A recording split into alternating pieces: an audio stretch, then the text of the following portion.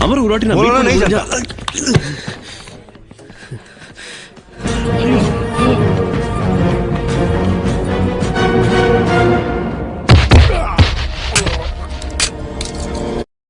Assalamualaikum warahmatullahi wabarakatuh. Selamat datang di channel Hasrul 97. Jangan lupa like, comment, and subscribe. Ceritakan tentang seorang ketua gangster yang menyamar jadi cacat hanya untuk membongkar siapa saja anak buahnya yang jadi pengkhianat. Jadi siapkan dulu udutnya dan kopainya cuy, kita meluncur.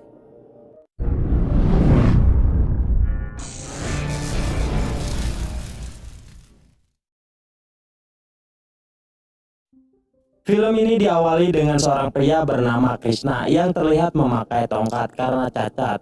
Dan ia baru saja sampai ke Mumbai dengan tujuan untuk mencari adiknya, seorang ketua gangster bernama Raju. Yang ternyata adiknya itu merupakan orang yang paling ditakuti di Mumbai. Lalu ia diantar seorang supir taksi yang bernama Asep pergi ke sebuah bar untuk menemui seorang pria yang bernama Amar untuk menanyakan keberadaan adiknya itu. Namun ternyata Amar sedang tidak ada di sana. Lalu Krishna menanyakan kepada si botak. Namun ia pura-pura tidak mengenal sosok Raju. Bahkan ia juga mendorong Krishna hingga terjatuh. Tapi tiba-tiba seorang aki-aki memanggil Krishna dan menanyakan apa yang terjadi. Lalu Krishna memberitahu bahwa ia hanya menanyakan keberadaan Raju kepada si botak. Setelah mendengar nama Raju, tiba-tiba si aki ini mengamuk dan mengatakan kalau si botak tidak mungkin tidak mengenal sosok si Raju yang merupakan seorang preman di Mumbai. Setelah mengatakan ia adalah saudara Raju, si kakek langsung mempersilahkan duduk dan mengatakan kalau ia adalah temannya Raju. Namun sayangnya Krishna tidak mendapatkan informasi tentang keberadaan Raju karena si akinya yang tiba-tiba tepar akibat ngeplay. Lalu Krishna pun melanjutkan lagi perjalanannya. Saat ia mau masuk ke taksi, tiba-tiba bocil mencuri tas laptopnya dan Krishna pun tidak bisa mengejarnya karena kakinya yang cacat. Melihat hal itu, Asep pun menyuruh Krishna untuk mengikhlaskan saja laptopnya karena di sana sudah biasa para pencopet beraksi. Tapi tidak lama kemudian orang tua bocil itu datang dan meminta maaf karena mereka ketakutan setelah melihat ada foto Raju di laptopnya. Hingga akhirnya laptop itu diberikan kembali kepada Krishna. Lalu Asep mengatakan bahwa semua orang di sini ketakutan dengan Raju yang terkenal. Bahkan hanya dengan melihat fotonya saja mereka langsung takut. Setelah itu Krishna melanjutkan lagi misinya dan ia kini menemui seorang pria bernama Karim untuk menanyakan keberadaan Raju. Mengetahui ia adalah saudaranya, Karim pun akhirnya mau menceritakan tentang kisah Raju kepadanya, di mana Raju mempunyai seorang sahabat bernama Chandru yang merupakan dua ketua gangster yang ditakuti di Mumbai. Dan mereka juga selalu bersama untuk menjalankan misinya. Hari demi hari Raju dan Chandru membantai semua geng yang bermasalah dan membuat gengnya Raju menjadi besar dan ditakuti. Lalu Karim menceritakan bahwa suatu hari geng Raju mendapatkan masalah akibat datangnya komisaris polisi baru ke sana. Karena komisaris itu langsung menyuruh polisi untuk menangkap semua gangster yang ada di Mumbai, termasuk gengnya Raju. Hingga akhirnya anak buah Raju banyak yang ditangkap. Raju yang mengetahui itu langsung membuat rencana untuk menyulik putri komisaris yang bernama Jipa untuk dijadikan tawanan. Dan Raju akan melepaskannya jika komisaris mau melepaskan semua anak buahnya. Mendengar hal itu, komisaris pun terpaksa harus membebaskan anak buahnya Raju. Namun anehnya Jipa menolak untuk dikembalikan kepada ayahnya karena ayahnya itu memaksa ia untuk menikahi seorang pria yang tidak dikenalinya. Tapi Raju mengabaikannya dan tetap fokus mengantarkan Jipa agar anak buahnya kembali. Namun di perjalanan Jipa terus memohon dan menyuruh Raju untuk santuy mengantarkannya supaya jadwal ijab kabulnya terlewatkan, sehingga membuat Jipa tidak jadi menikah dengan pria yang tidak ia cintai itu. Mendengar hal itu, Raju pun mengajak Jipa pergi ke bioskop dulu untuk mengulur waktu. Setelah nonton selesai, ia pun mengantarkannya kembali kepada komisaris. Keesokan harinya Jipa pergi ke sebuah kuil untuk bersyukur karena ia tidak jadi menikah. Dan ia juga berterima kasih kepada Raju yang telah mengulur waktunya kemarin. Setelah kejadian itu, kini Jipa mulai baper kepada Raju. Bahkan ia juga mengungkapkan perasaan cintanya kepada Raju di hadapan teman-temannya, sehingga membuat teman-temannya mulai mengolok-olok Raju yang juga mencintai Jipa. Tapi Raju mengatakan kalau ia tidak mempunyai perasaan kepada Jipa.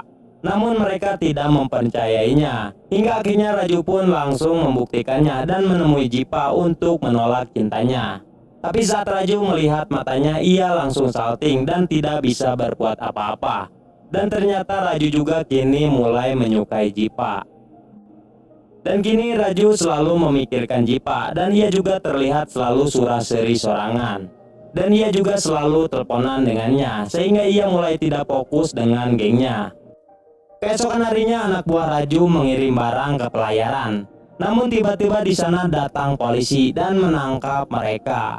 Akibat hal itu, bos si pemilik barang protes kepada geng Raju karena mereka telah rugi besar. Lalu Amar mengatakan bahwa mereka bisa saja menculik putri komisaris lagi untuk membebaskan anak buahnya yang sudah ditangkap. Tapi mungkin kali ini Raju tidak mau menculiknya lagi, dan mereka pun mentertawainya. Raju yang merasa tersinggung langsung pergi dari sana. Dan dari sinilah Raju sekarang tidak mau menerima lagi telepon dari Jipa.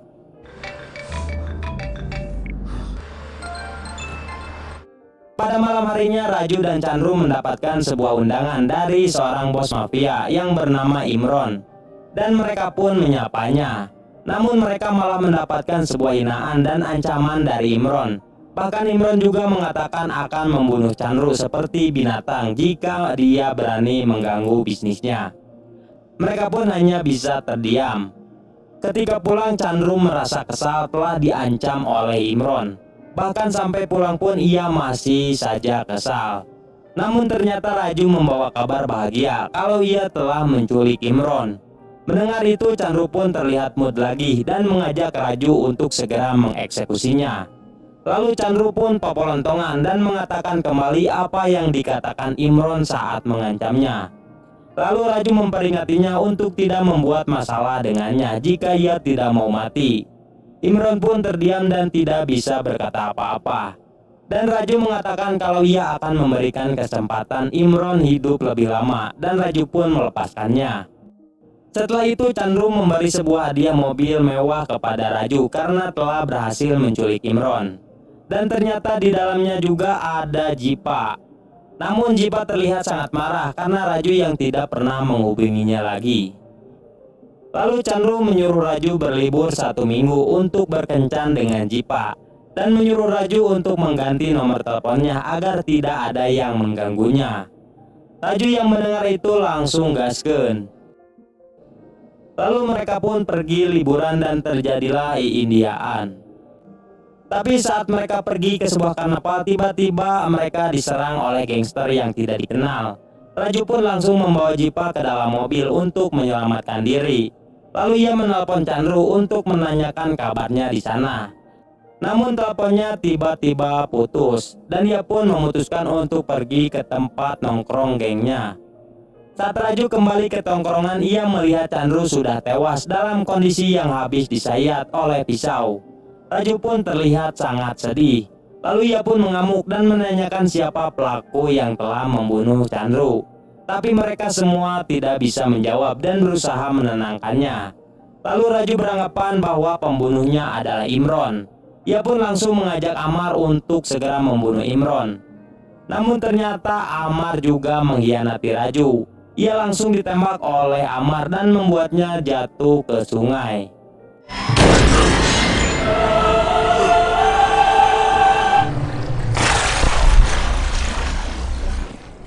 Lalu Amar menelpon Imron dan mengatakan bahwa Raju telah mokad. Setelah kejadian itu, Karim tidak mengetahui lagi dengan keadaannya Raju. Tidak lama kemudian, Amar and the Gang datang ke pangkalan taksi milik Karim. Dan Amar langsung menghajar karyawannya Karim karena ia tidak meminjamkan mobil. Melihat hal itu, Karim pun langsung menyuruh Krishna untuk bersembunyi agar tidak terjadi sesuatu kepadanya. Lalu Amar menghampiri Karim dan mengancamnya. Lalu menyuruh Karim agar karyawannya memberikan mobil jika ia meminjamnya. Dan ia pun langsung pergi dari sana. Tapi si botak melihat Krishna dan mengatakan bahwa ia adalah saudaranya Raju. Mendengar hal itu, Amar langsung menghampiri Krishna dan mengatakan kalau ialah yang telah membunuh saudaranya. Dan sekarang Krishna lah selanjutnya. Lalu ia menyuruh anak buahnya untuk menembak Krishna. Karim pun berusaha untuk mencegahnya. Namun saat terdengar suara pistol, Amar CS terkejut karena bukan Krishna yang mokad, melainkan anak buahnya. Dari sinilah Krishna membuka rahasianya kalau ternyata ia adalah Raju. Dan tujuan ia menyamar menjadi Krishna adalah untuk mencari pembunuh Chandru. Karim yang melihat hal itu menyuruh anak buahnya untuk menutup gerbang agar tidak ada yang kabur. Dan terjadilah baku hantam.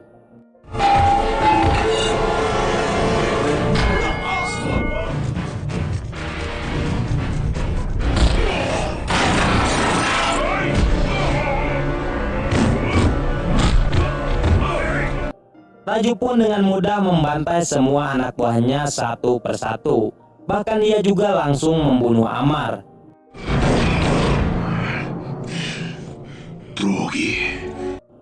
Setelah berhasil membantai mereka, Raju mengatakan kepada Karim agar rahasianya tidak dibongkar sampai ia menemukan siapa pembunuh sahabatnya itu. Setelah itu kini Raju tinggal di rumah Karim sebagai Krishna. Lalu Karim melanjutkan cerita saat Chandru terbunuh, yang dimana sebelum kejadian Chandru mendatangi sebuah pertemuan. Namun saat itu Karim dilarang untuk ikut. Setelah Chandru dan Raju dikabarkan telah terbunuh, kini geng mereka terbagi dua. Tapi Karim mencurigai Jaki karena saat pemakaman Chandru ia tidak datang ke sana. Mendengar hal itu, Raju ingin menemui Jaki. Lalu ia melihat poster balapan kuda dan ia teringat bahwa Jaki juga menyukai itu. Dan ia pasti ada di sana. Raju pun langsung datang ke acara balap kuda itu untuk menemuinya. Dan ternyata benar si Jaki ada di sana. Setelah selesai acaranya, Raju langsung mengikuti Jaki. Menyadari ada yang mengikutinya, Jaki pun langsung lari ketakutan. Namun Raju langsung melemparkan tongkatnya untuk menghentikan Jaki. Dan ia langsung menajongnya.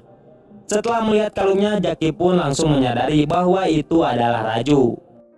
Ketika Raju akan membunuhnya, Jaki menjelaskan dan bersumpah kalau ia tidak ada hubungannya dengan kematian Chandru. Karena waktu itu ia disuruh Joni untuk tidak ikut ke pertemuan itu. Setelah Chandru terbunuh, ia dikabari oleh Joni dan mengancamnya untuk melupakan hal ini dan ia akan diberi imbalan. Jaki pun merasa ada yang aneh dan telah terjadi sesuatu.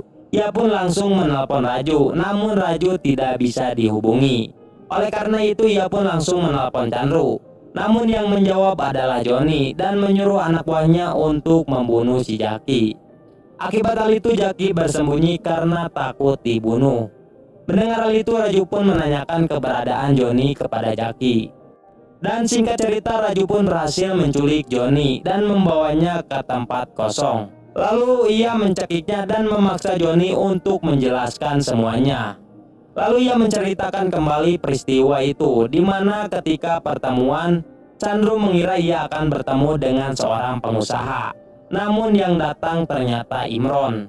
Dan Imron juga langsung menembaki beberapa anak buahnya Chandru. Chandru yang melihat hal itu pun langsung melawan mereka sendirian. Bahkan ia juga berhasil membuat Imron terpojok.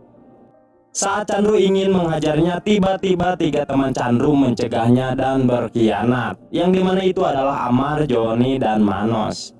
Dimana mereka telah disuap oleh Imron karena ia ingin balas dendam saat ia diculik oleh Raju. Lalu Imron langsung mengeluarkan pisaunya dan menusuk Chandru.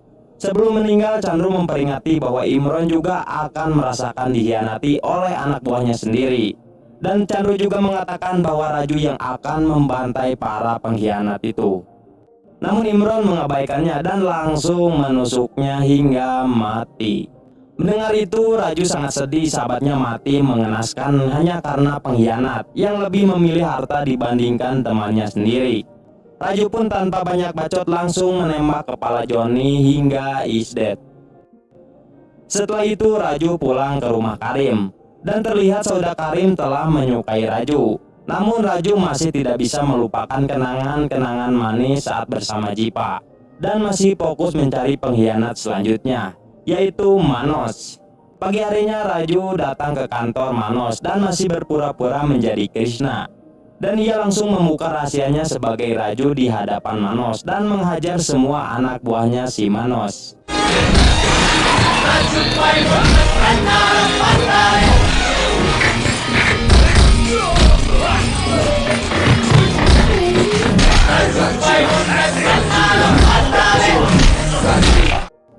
Saat Raju akan menembak Manos, Manos berusaha menghentikannya dan ia juga mengajak Raju untuk bergabung agar dapat kekayaan yang melimpah dari Imron. Namun Raju mengabaikan dan langsung menembak kepalanya Manos.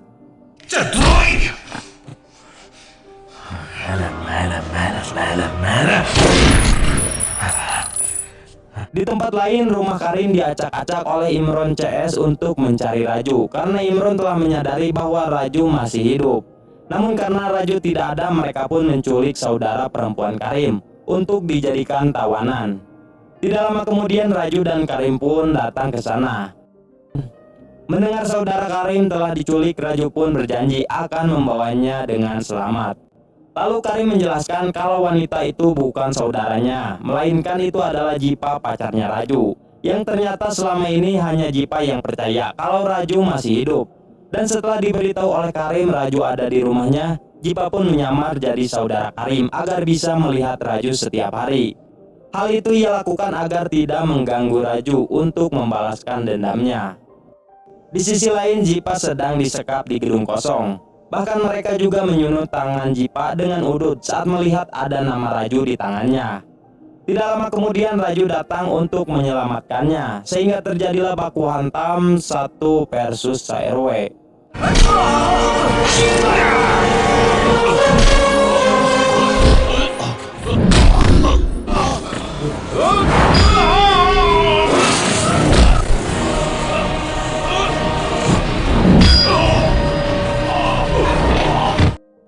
Raju pun terlihat sangat pro melawan mereka hingga berhasil menyelamatkan Jipa.